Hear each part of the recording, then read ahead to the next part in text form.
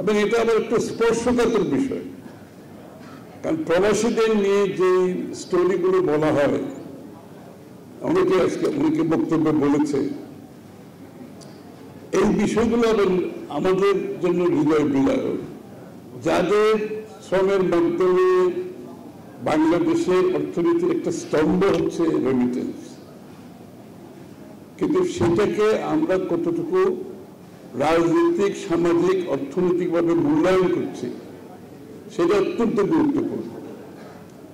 তাদের জীবনযাপন, তাদের পরিবার, তাদের কষ্ট, তাদের আর্থিক সচ্ছলতা অথবা অসচ্ছলতা এর কারণ এবং এগুলোর সমাধান এত গুরুত্বপূর্ণ, যেটা আমাদের আগামী রাজনীতিতে আমাদেরকে এই সিদ্ধান্তগুলো নিতে হবে।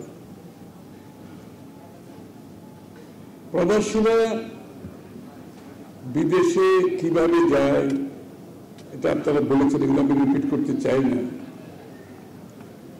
তবে প্রবাস জীবন যারা ওখানে সেটেল করেছে তাদের জন্য এক ধরনের জীবন, কিন্তু যারা এটাকে কর্মস্থল হিসেবে নিয়ে আয়ের একটি উৎস হিসাবে ব্যবস্থা করেছে এবং তারা ওখানে কাজ করতে গেছে, এবং তাদের কিন্তু ওখানে মানসিকভাবে, শারীরিকভাবে তাদের সেখানে সেটেলমেন্ট না হওয়ার কারণে তাদের মন থাকে বাংলাদেশে, শরীরটা হচ্ছে সেখানে, কাজকর্ম করতেছে সেখানে। সেই জন্য এই লোকগুলোর কিন্তু জীবন খুবই কঠিন, জীবন খুবই কঠিন।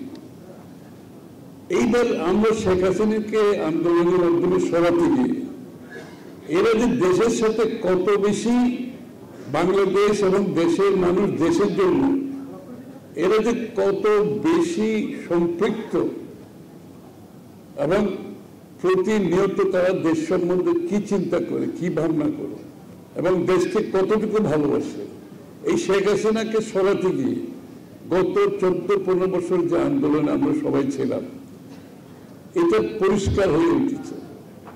প্রত্যেকটি প্রবাসী বাংলাদেশিরা কিন্তু এই আন্দোলনের সাথে জড়িত ছিল, কেউ সরাসরি জড়িত ছিল, কেউ ইনডাইরেক্টলি জড়িত ছিল, আর কেউ তো একেবারে সম্মুখ ভাগে আন্দোলনে একেবারে সম্মুখ ভাগে ছিল।